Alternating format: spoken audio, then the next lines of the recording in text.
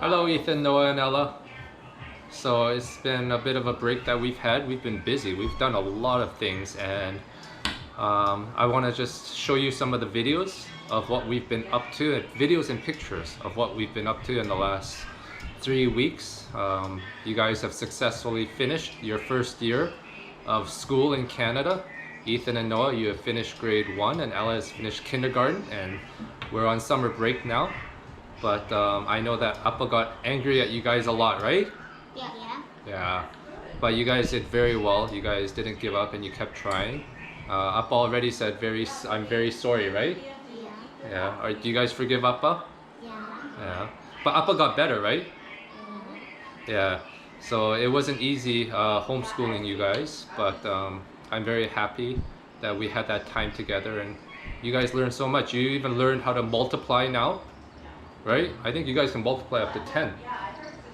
And Ella can multiply up to what, 4 or 5? You guys learned how to read.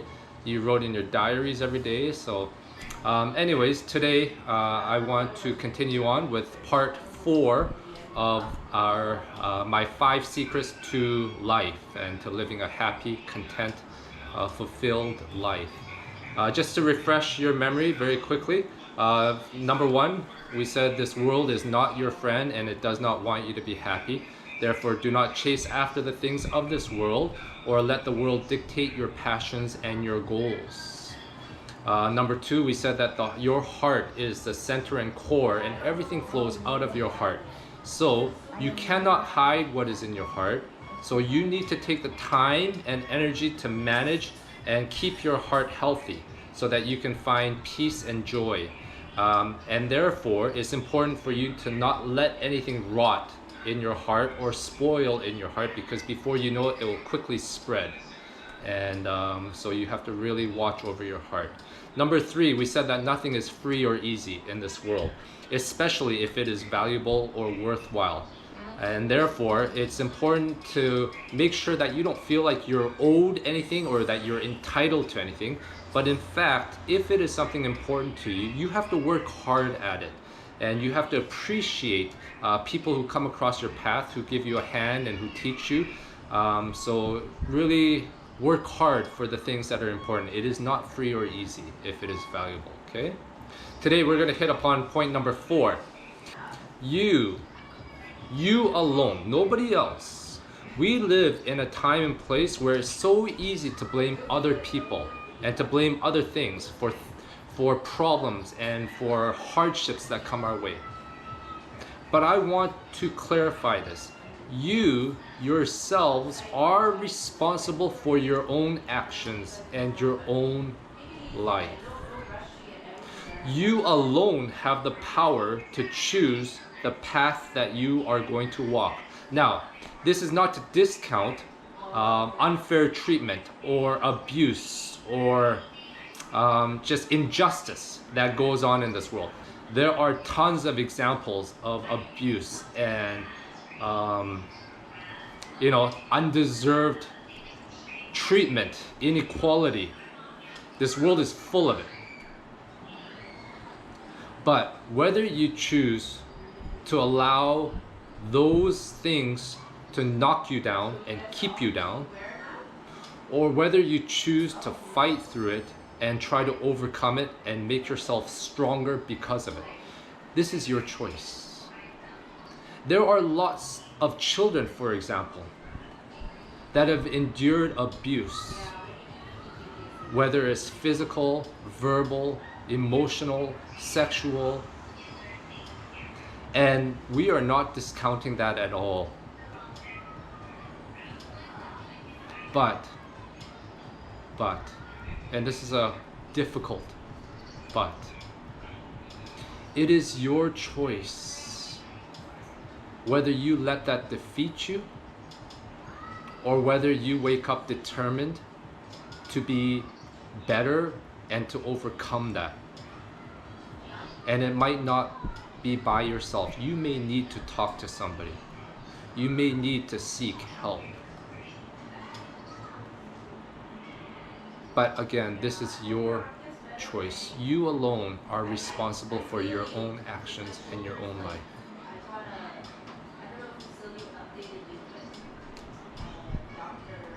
Now, I told you before that for me, I have endured a lot of hardship in my life as well.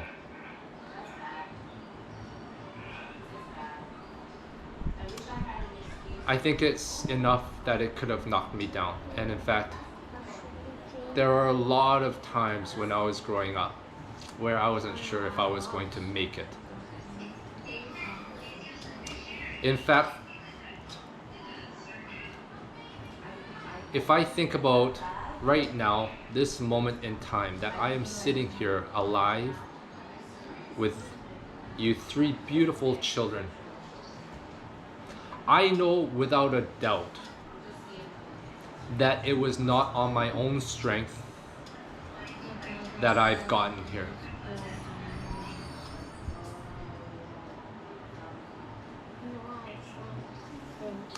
For me, it is simply because I found Jesus in my life.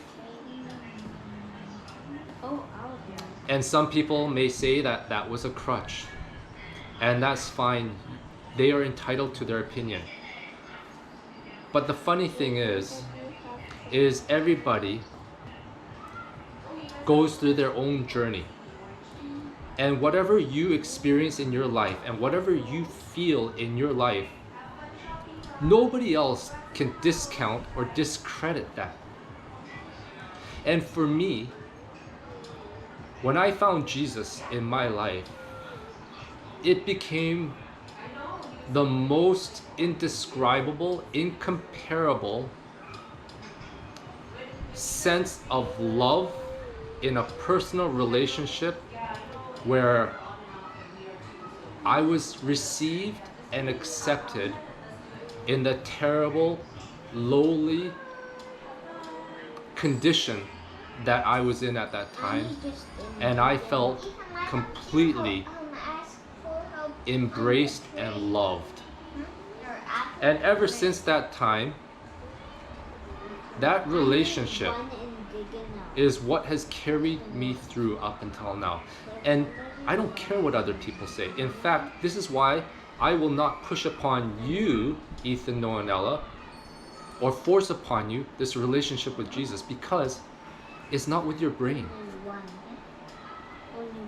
It is a real, personal, life-transforming, life-giving relationship that you personally have to experience. Otherwise, you will never know if it is 100% real or not. For me, because I've experienced it, no matter what people say to me, will never phase or alter how real that relationship is to me. So what I want to say to you is that for me,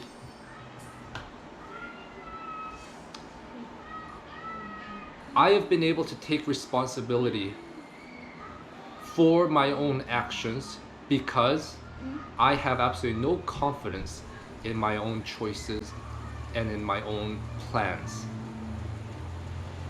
I place all of my confidence in the fact that I am allowing Christ to lead me, and I am simply battling, fighting against my own nature to want to overtake that, to do things my way. Every day I want to do things my way. But, yes? Yes, say hi. Hi. Hi. As I was saying, what I'm battling against is my own desire and my own nature to want to overtake Christ and do things my way.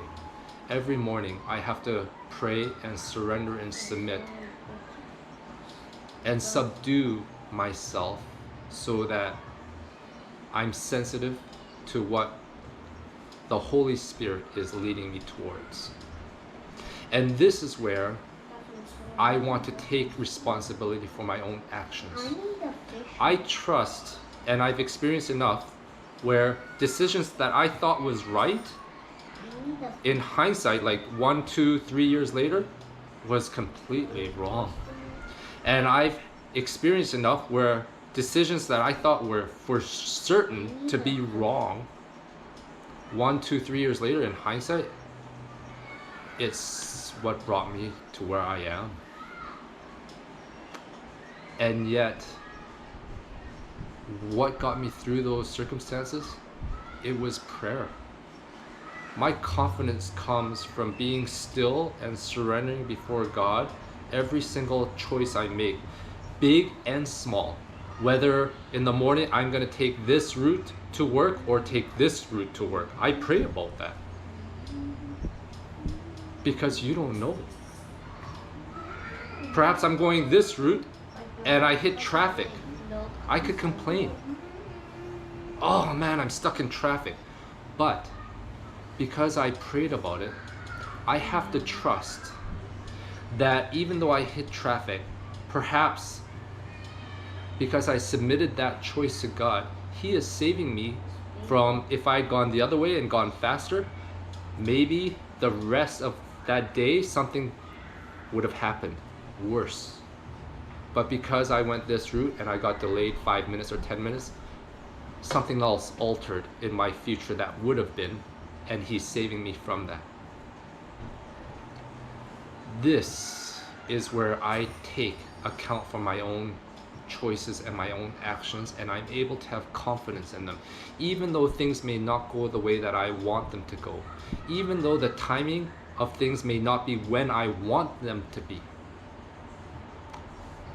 I have full confidence that perhaps I wasn't ready at that time, or perhaps that something worse could have happened that I was spared from. Here's a good example. The three of you guys being born. You know, your mommy Sandra and I, we were trying for kids for 14 years. I mean, we were married for 14 years, and ultimately we tried for kids for probably about 8 of those years. And yet, we couldn't get pregnant. And, you know, everybody around us, they were like, they felt so sorry for us. And yet, we struggled too. And we spent about 4 or 5 years trying to come to terms with trusting in God, in God's timing. So in hindsight, when I think about it, we could have been miserable those years that we couldn't get pregnant.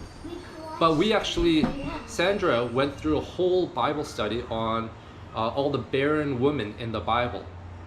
And I went through this internal journey where I had to come to peace and be content. And I made a choice.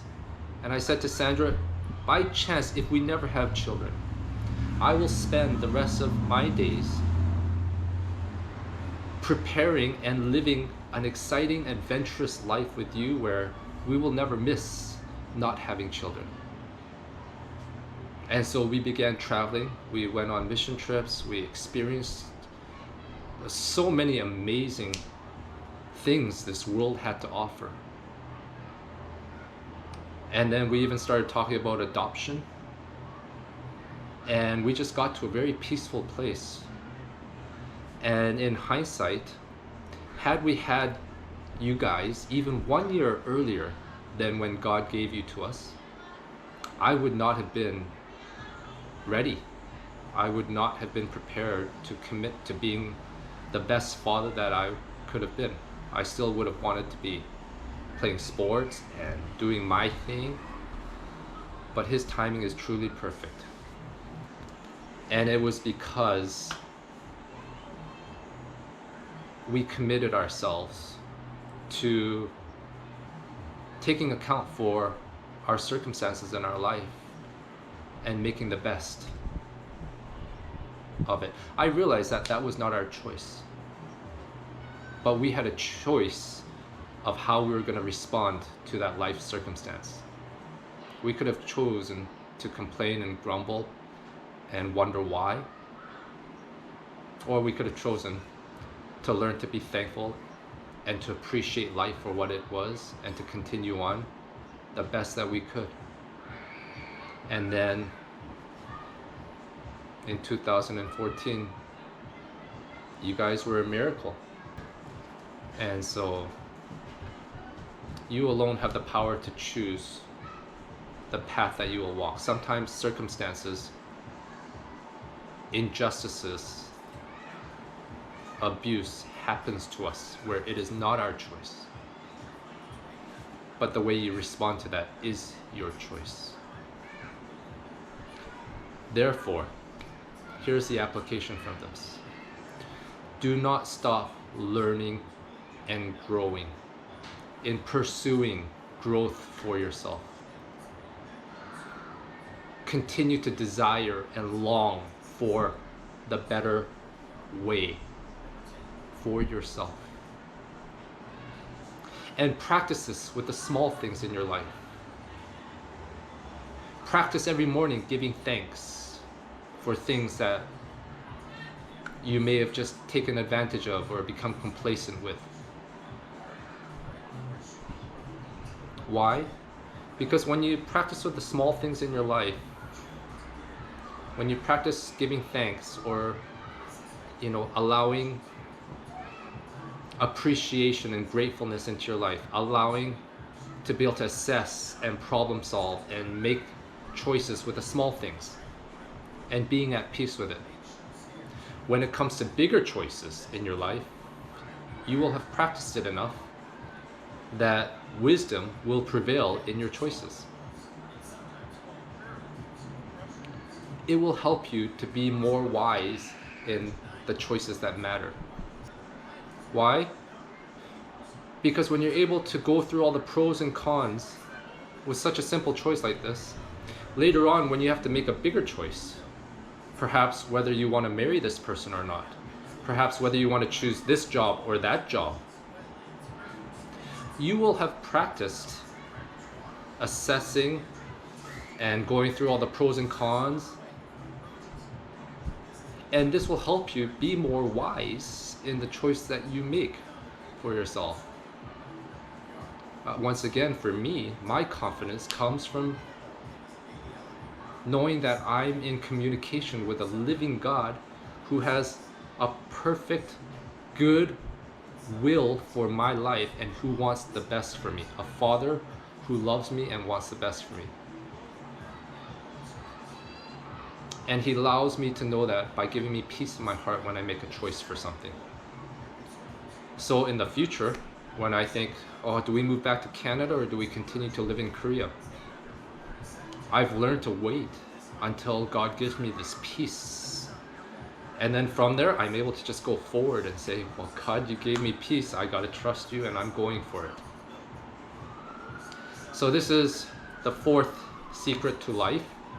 I hope that this will help you. And from there, you'll be able to live a life of wisdom and be able to take account for not only the choices you make in your life, but the choices you make of how you are going to respond to the things that happen in your life. And that through those choices, you will be able to find happiness and contentment and satisfaction and fulfillment for yourself. That you will be able to find purpose for why you are here. Anyways, I love you guys. I hope you enjoyed the videos of some of the things that we've been some of the activities we've gone through at the beginning of summer here, and there's more to come. We'll put up part 5 next week, so peace.